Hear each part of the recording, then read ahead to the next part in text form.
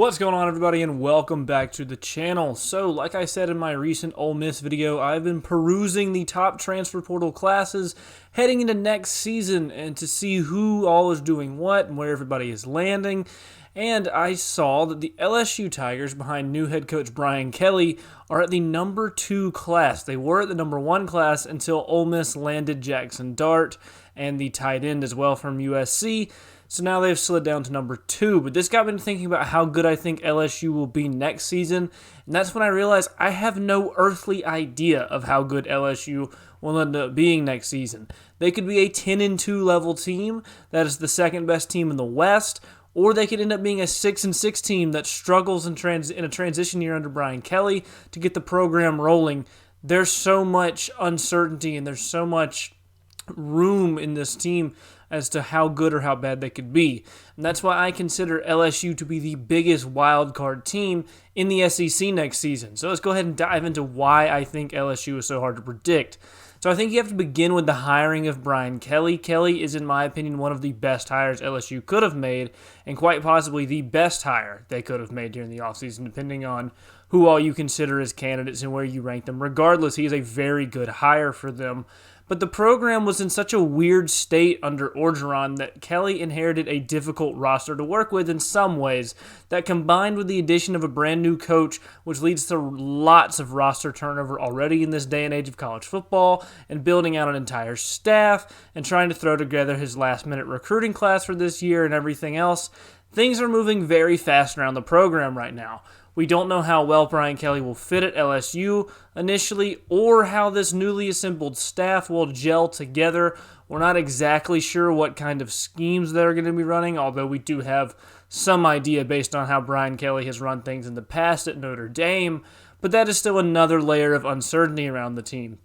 You add on to this the new aspects of college football, such as the transfer portal and NIL, and things just get even crazier at that point. LSU has suffered a mass exodus of talented players from the program in recent years under both Orgeron and now during the transitional phase under Brian Kelly.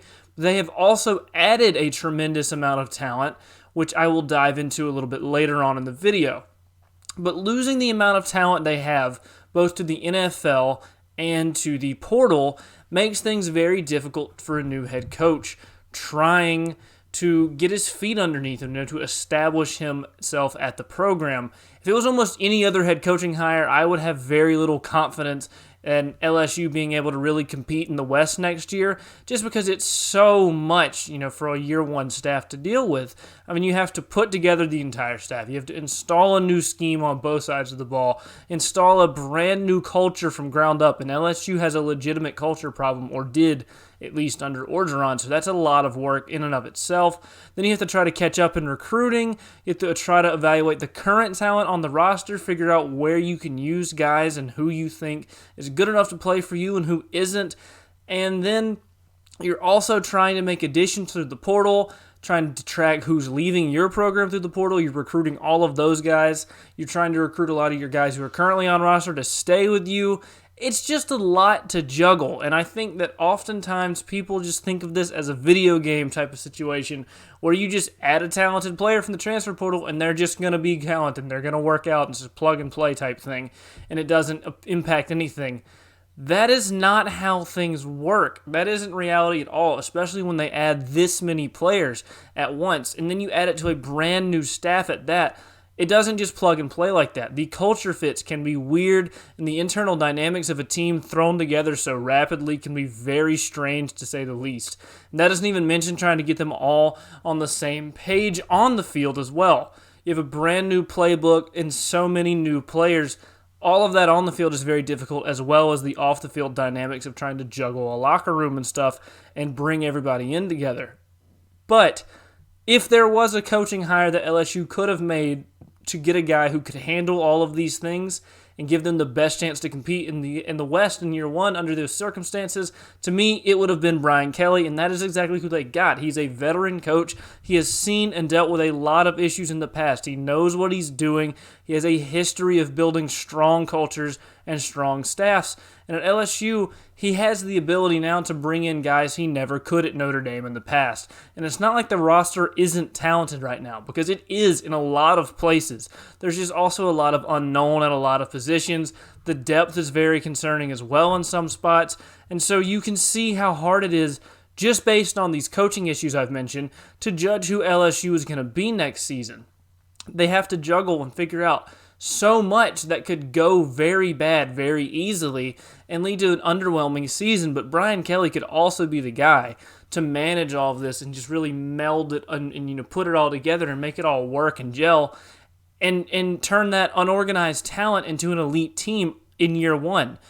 There's just really no way of knowing at this point until we at least see them in the spring and really until we see them actually play next season.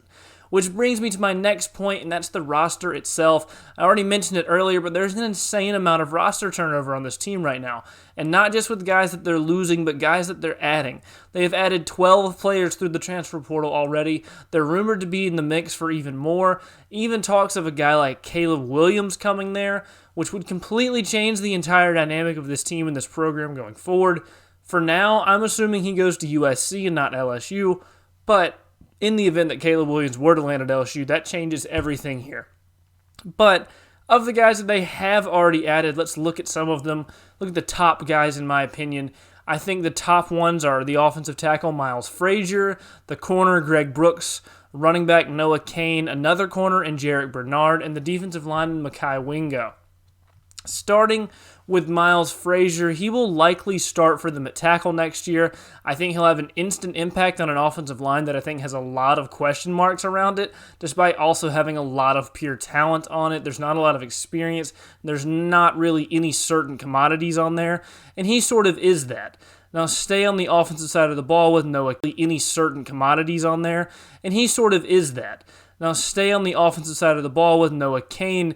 This is a guy who had immense hype coming out of high school. He has a lot of talent, but it never really panned out for him at Penn State. I think him coming to LSU makes a lot of sense for him. He gets a new start. He'll split time with John Emery at running back, but he will definitely be a contributor next year for this offense and maybe even be the starter at running back as an explosive playmaker out of the backfield who can also run very well inside the tackles. And run with some physicality. He's got good size with him as well. I think he's a very good addition. If he can get everything back on track, then I think he could be an absolutely outstanding running back acquisition for them. Then there's the Greg Brooks transfer out of Arkansas. He is a corner, and he is a very talented guy. He's had an up-and-down career so far as he got off to a very hot start in his freshman year at Arkansas, and then he kind of trended down some, but he's still a very talented guy nonetheless. He has a very real chance to start for LSU, particularly in that nickel corner slot. That's where he played at Arkansas. That seems to be what his skill set is set up for. And he's like I said, he's a very talented guy, and I think that he is going to likely start, at the very least, provide a lot of depth to the secondary. And then that brings me to Jarek Bernard, another corner and someone that I'm actually higher on than I am on Greg Brooks when it comes to being an immediate contributor. He's a much more seasoned player than Brooks. He's a real veteran. He will provide that real veteran presence to the corner spot. He's had a pretty long career at Oklahoma State. He's always been a solid corner. He's been all-conference a couple times. He's not like, your Elias Ricks level like Derek Stingley, elite level corner that LSU may be used to having, but he's a very good corner. He reminds me a lot of the Darion Kendrick edition that Georgia pulled off last year. That is what I see Jarek Bernard as for LSU.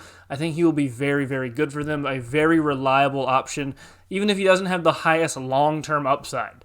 And then there's the last really big name I want to touch on, and that's Makai Wingo out of Missouri. He is a little bit undersized to play on the interior, but not much, and he has great burst and is an outstanding young pass rusher who should be able to contribute early and often to the LSU defense next season. You can never have enough good young athletic defensive linemen. I think Georgia showed that last year. Alabama has shown that in the past as well, and he's certainly one of those. You pair him up with Mason Smith and a guy like a B.J. Ojulari off the edge, and LSU will have a very good and very talented front line next year on the defensive side of the ball. Overall, all of these portal additions have a lot of talent and a lot of high potential overall, but we just don't know how they're all going to fit together and pan out next season for LSU, which just adds to the uncertainty around the team. And then there's the current roster without talking about the portal additions, and it's murky at best. There's a lot of talent to be found, but much of it is unproven, and there are a lot of questions around certain position groups on the roster, particularly their depth.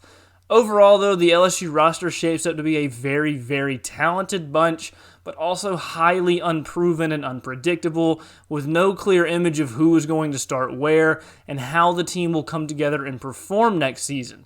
And to me, that gives the 2022 LSU team a very high ceiling, but also a very low floor, which is another reason why I see them as the biggest wild card team next year, just because of how variable their performance could be. Lastly, let's look at their schedule to compare them to the rest of their opponents next year. They open up in a tough game against Florida State, who's another team that is very difficult to get a read on. For the purposes of this video, I'm not going to go too in-depth there, but I believe LSU will probably win that game just because they're a much more talented roster right now. Frankly, I just don't trust Florida State at all going forward until I see it from them on the field. So we'll say LSU's a likely winner there. Their other three out of conference games are essentially guaranteed wins for LSU, so I'm not going to discuss those.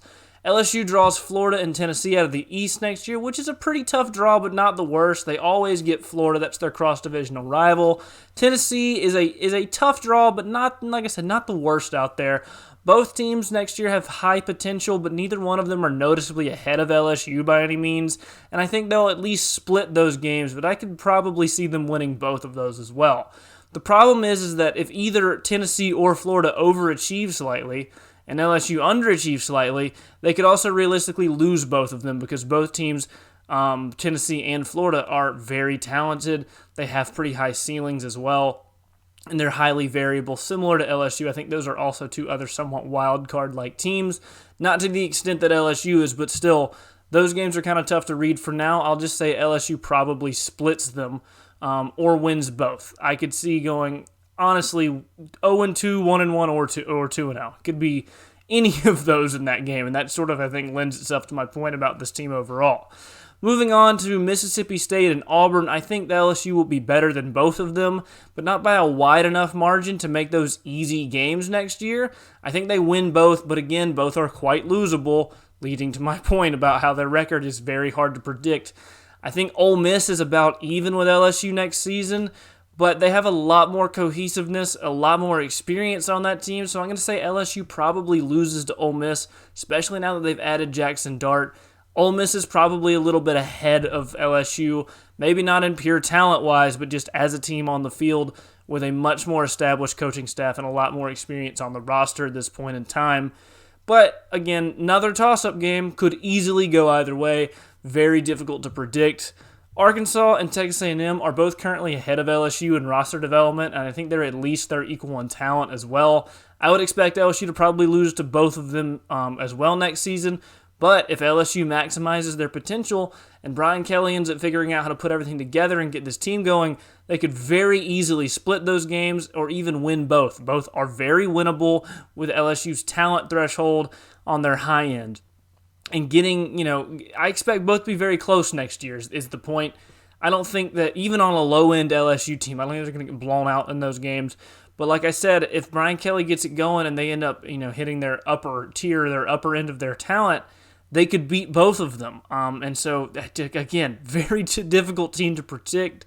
And that just leaves Alabama, which, to me, they're just ahead of everybody else in the West right now. You could argue they're ahead of everybody else right now in the SEC. That's a game that is definitely going to be exciting, though, and it's going to be very competitive. Again, I don't think LSU is just going to get blown off the field here. I think that they will come up, they will compete, and they will play hard.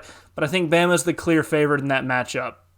So that leaves me at a worst-case scenario for LSU is a 6-6 type of season where they struggle to find consistency. They show flashes of being elite, but they lose some close games to teams that they should be better than as well. And in best-case scenario, Brian Kelly figures everything out and has this team rolling next year, and they go 10-2 or 11-1 and maybe even contend for the SEC title and therefore the playoffs.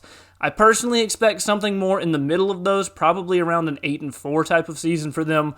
But the point is that it's so hard to tell what this LSU team will be next year that every conference game for them is losable and yet also winnable, depending on which LSU team shows up and how everything shakes out.